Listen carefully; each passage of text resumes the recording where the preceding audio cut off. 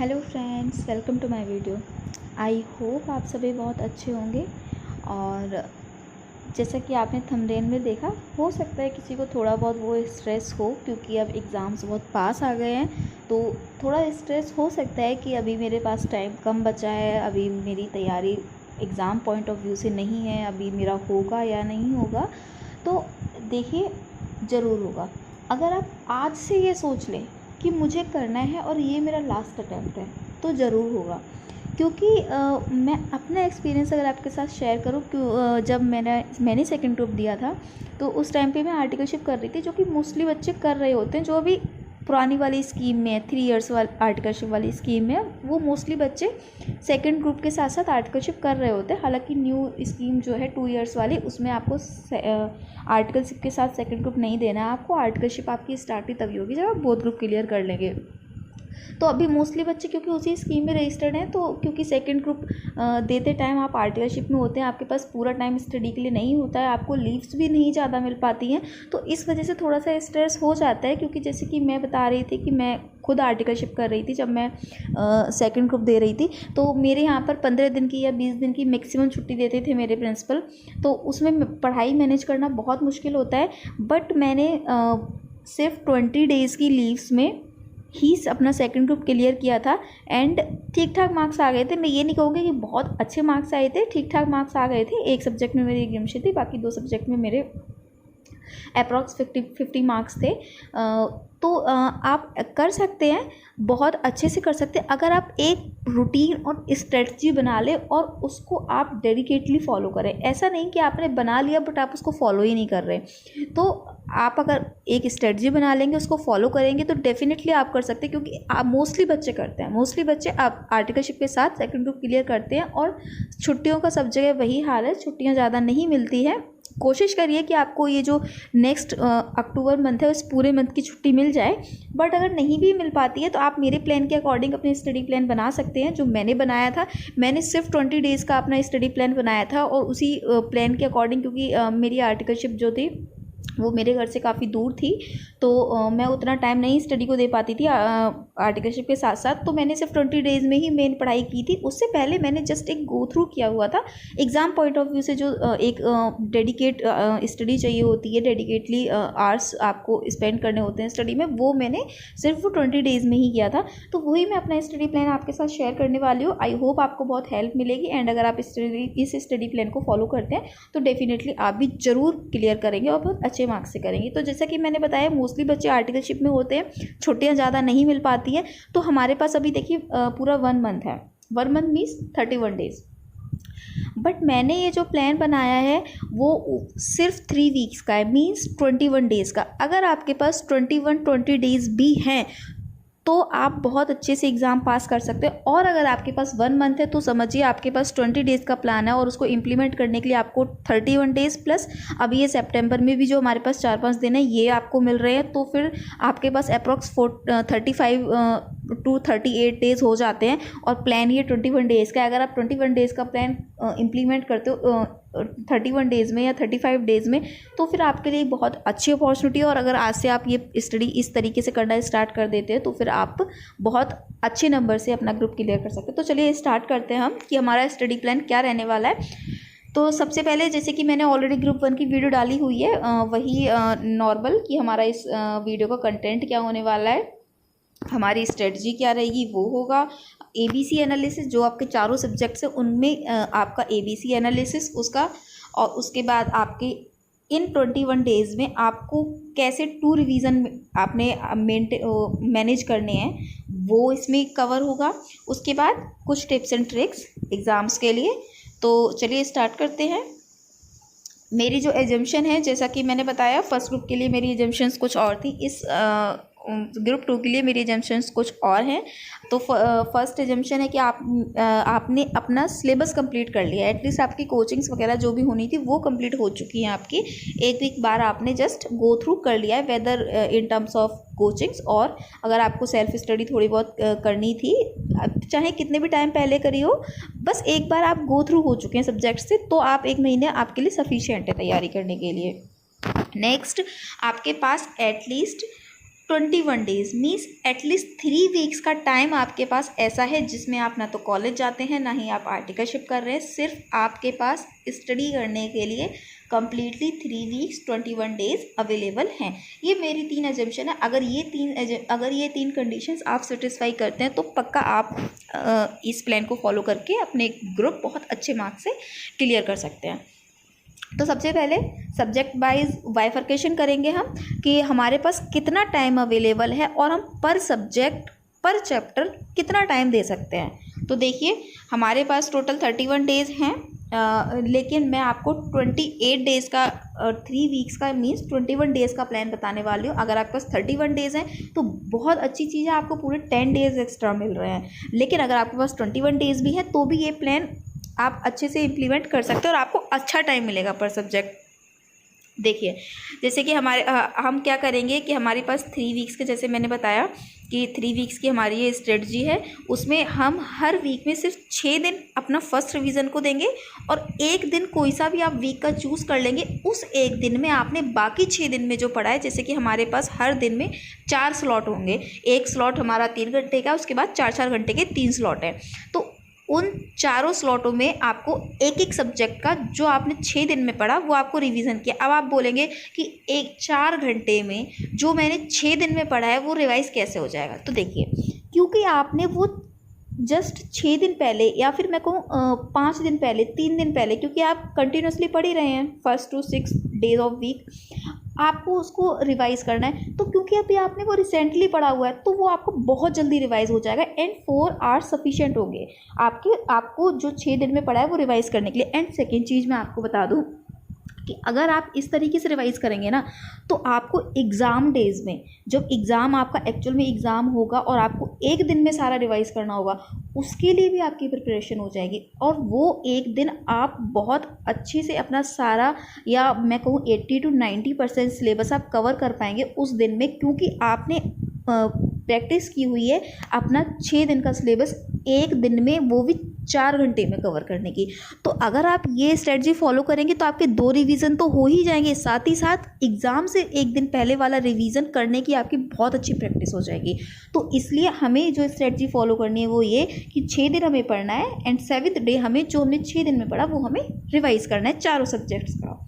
ठीक है, उसके बाद हमारे पास कितने दिन बचे? 6 दिन बचे फर्स्ट रिवीजन करने के लिए। तो हमारे पास हम जो अपना रूटीन फॉलो करेंगे वो होगा morning 6 AM to 12 PM।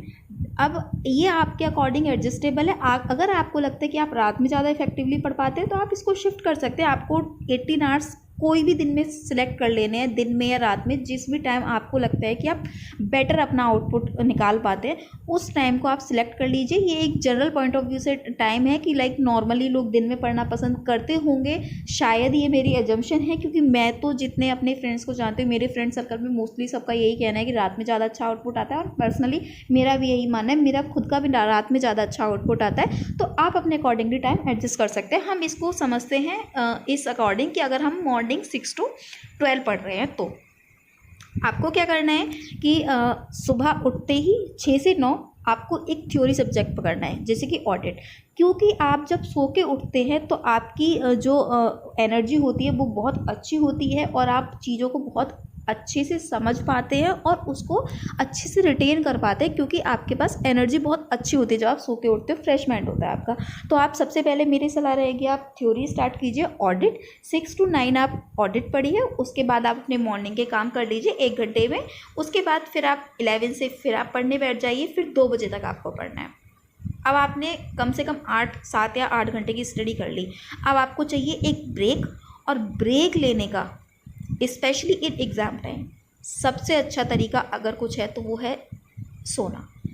Trust में, आप फ़ोन उठाएंगे, आप सोचेंगे कि मैं एक 10 मिनट 15 मिनट फ़ोन चला लेता हूँ तो मूड फ्रेश हो जाएगा। प्लीज़ मत कीजिए, इस 1 महीने में तो कम से कम मत कीजिए, क्योंकि आप फ़ोन उठाएंगे तो आप 10 मिनट 15 मिनट से कब आपका 1 घंटा चला जाएगा आपको पता नहीं चलेगा। प्लस उसमें आपको रिलैक्स नहीं फील होगा, उसमें कहीं ना कहीं आपका माइंड ही, आप कोई भी चीज़ करते हैं, भले ही आप मोबाइल चलाते हैं, वीडियो देखते हैं, इंटरटेनमेंट की वीडियो देखते हैं, फिर भी आपका कहीं ना कहीं माइंड उसमें लगता है, तो वो आपको उतना रिलैक्स नहीं देगा जितना कि आपको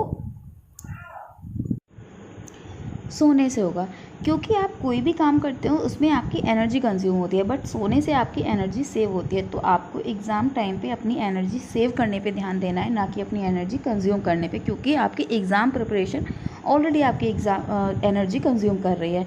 तो आप मेरे सजेशन रहेगा आप 2 से 3 सो लीजिए, जिससे कि आपकी एनर्जी सेव हो जाएगी और आपको वापस से पढ़ने के लिए एक अच्छी पावर मिलेगी। तो उसके बाद फिर आपको 5 बजे से 7:15 तक आपको पढ़ना है। उसके बाद 7:15 से 7:30 आप फिर एक छोटा सा ब्रेक ले लीजिए सॉरी 3 बजे से 5 बजे तक आपको पढ़ना है। 5 से 5:15 तक फिर आप एक छोटा सा ब्रेक ले लीजिए, आप उसमें अपना चाय स्नैक्स वगैरह ले लीजिए, देन आप वापस से पढ़ने बैठ जाइए। उसके बाद फिर आपको 7:15 से 7:30 एक छोटा सा ब्रेक लेना है, देन आपको फिर 7:30 से लेकर और 12 बजे तक पढ़ना है, जिसमें आपका रहेगा आधे घंटे का डिनर ब्रेक 9:30 से 10 बजे तक। देखिए टोटल हमारे पास 6 बजे से 12 बजे तक है 18 आवर्स, जिसमें से हमने 3 घंटे का ले लिया ब्रेक 4 ब्रेक हमने ले लिए, जो कि आपकी एनर्जी सेव करने के लिए सफिशिएंट है। उसके बाद आपको दिन में मिले 15 घंटे पढ़ने के लिए। हमारे पास दिन में कितने हुए पढ़ने के लिए? 15 घंटे। तो उस टोटल हमारे पास जो आवर्स हैं जो टोटल हमारे पास 21 डेज़ में हमारे पास आवर्स हैं फर्स्ट रिवीजन के लिए, हमारे पास कितने हैं? 15 hours per day for 6 days and for 3 weeks. तो मीन्स हमारे पास टोटल 270 आवर्स है। अब हमारे पास सब्जेक्ट हैं 4, टोटल आवर्स है हमारे पास 270। तो हर सब्जेक्ट को हम 67.5, इसको हम राउंड ऑफ कर देते हैं, 67 आवर्स हम एक सब्जेक्ट को अपना दे सकते हैं।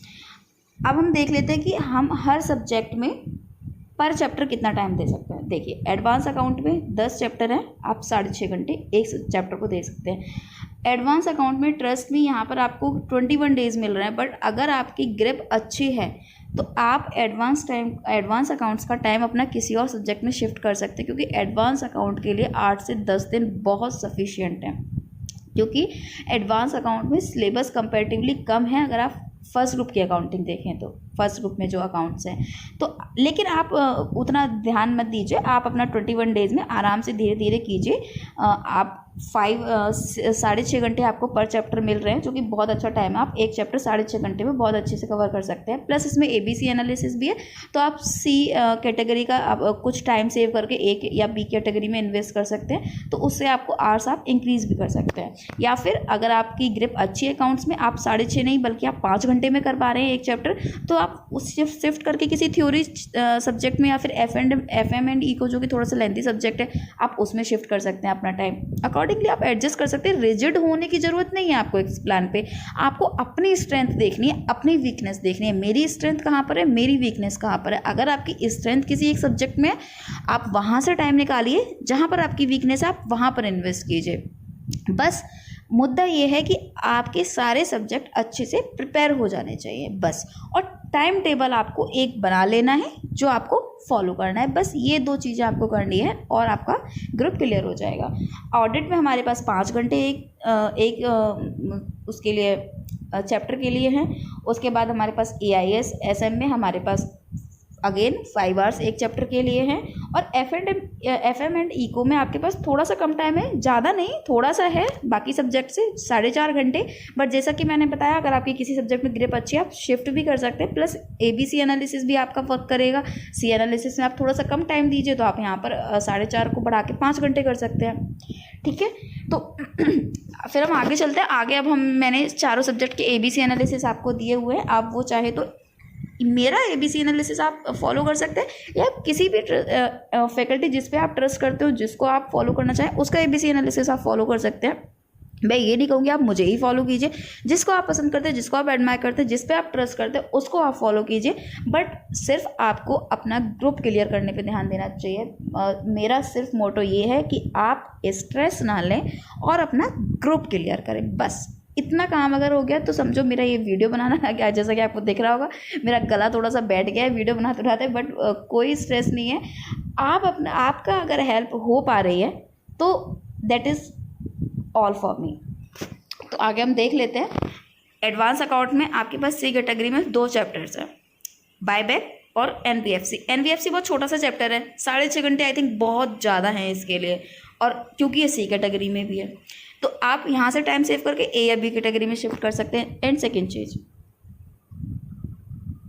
यस, तो एडवांस अकाउंट में आप सी कैटेगरी में कोई भी सी कैटेगरी में से आप टाइम सेव कीजिए, ए या बी कैटेगरी में इन्वेस्ट कीजिए। एंड एक चीज़ जो मैं अभी बोल रही थी वो ये है कि आपको पहले सी कैटेगरी स्टार्ट करनी है। क्यों?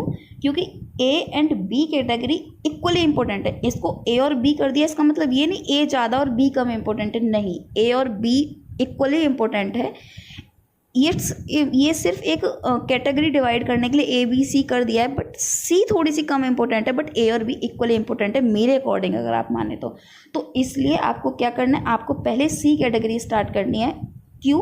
क्योंकि सी कैटेगरी अगर आपको थोड़ी सी भी कम याद रहेगी ना एग्जाम टाइम में चलेगा, क्योंकि एक तो वो लेस इंपॉर्टेंट है और दूसरा उसका कंटेंट काफ़ी कम होगा। बट ए और बी कैटेगरी अगर आपको थोड़ा कम याद होगी तो वो नहीं चलेगा। इसलिए पहले आप सी कैटेगरी स्टार्ट कीजिए, देन आप बी कैटेगरी करिए, देन आप ए कैटेगरी की। ए कैटेगरी आपकी बिल्कुल लास्ट में होगी नियर एग्जाम, तो वो आपको बहुत अच्छे से याद होने वाली है और वो आपको मार्क्स देने वाली है, मार्क्स इसको करने में हेल्प करने वाली है। तो आप पहले सी कैटेगरी कीजिए, बी कैटेगरी कीजिए, E category C B and A category कीजिए। इसी तरीके से ऑडिट में आपके पास अगेन 2 चैप्टर हैं सी कैटेगरी में, और एसएम में आपके पास अगेन 2 चैप्टर हैं सी कैटेगरी में, और एफएम एंड इको में भी आपके पास 2 चैप्टर हैं सी कैटेगरी में। बाकी जैसा कि मैंने बताया ए और बी कैटेगरी इक्वली इंपॉर्टेंट है, तो आप इनमें अच्छे से ध्यान दीजिए। और सी कैटेगरी में थोड़ा सा कम, बट बिल्कुल इग्नोर मत कीजिए। अगर आपके पास बिल्कुल ही टाइम नहीं बचता है तो आप इग्नोर भी कर सकते हैं, बट मेरी एडवाइस ये रहेगी कि स्पेशली सीए के एग्ज़ाम में कुछ भी छोड़ने पे तो बिल्कुल बिलीव मत करो। कम और ज़्यादा इंपॉर्टेंस दे सकते हो, प्रेफरेंसेस हो सकती हैं आपकी, बट छोड़ना कुछ नहीं होता है। अगर आप छोड़ोगे तो कहीं ना कहीं दिक्कत है, आप छोड़िए मत, थोड़ा सा प्रेफरेंस दे सकते हैं आपकी, इसको ज़्यादा इसको कम। तो आई होप आपको ये वीडियो इन्फॉर्मेटिव और हेल्पफुल हुआ हो, एंड अगर आपकी थोड़ी सी भी मैं हेल्प कर पाई हूँ तो मुझे बहुत खुशी होगी। और अगर आपको लग रहा है कि सीरियसली इस तरीके से पढ़ के मैं ग्रुप क्लियर कर सकता हूँ, तो आप अपने फ्रेंड्स के साथ भी शेयर कर सकते हैं। एंड प्लीज़ आप मुझे सपोर्ट भी कीजिए, क्योंकि आपके सपोर्ट से मुझे बहुत मोटिवेशन मिलता है। तो चैनल सब्सक्राइब कर दीजिए, वीडियो अच्छा लगे तो लाइक कर दीजिए, एंड कमेंट करके ज़रूर बता देना कि आपको कैसा लगा एंड आपको हेल्पफुल हुआ या नहीं। So thank you so much guys for watching this video. जल्दी मिलते हैं नई वीडियो में। Bye bye.